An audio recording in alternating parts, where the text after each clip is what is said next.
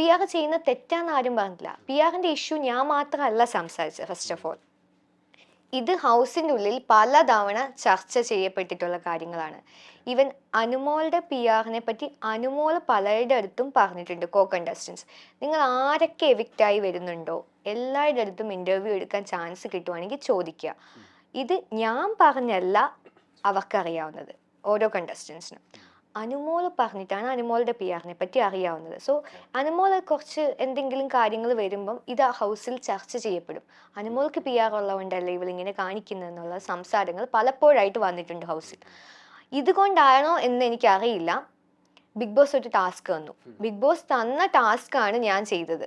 ഞാൻ ഉൾപ്പെടെ ഉണ്ടായിരുന്ന എത്ര പേരാണോ എനിക്ക് ഓർമ്മയില്ല, 15 പേരാന്ന് തോന്നുന്നു, 15 പേര് ഉണ്ടായിരുന്നപ്പോഴാന്ന് തോന്നുന്നു.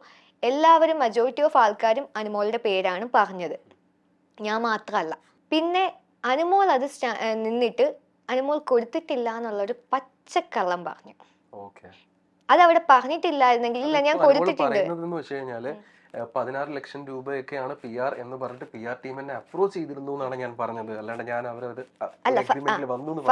ഫസ്റ്റ് വന്നത് പി ആറിന്റെ കാര്യം എല്ലാരും പറഞ്ഞു നിർത്തിയപ്പോൾ അനുമോൾ നിന്ന് പറഞ്ഞത് പി ആർ കൊടുത്തിട്ടില്ല എന്നുള്ള രീതിയിലാണ് അതിനെ നിഷേധിക്കുകയാണ് ചെയ്തത്.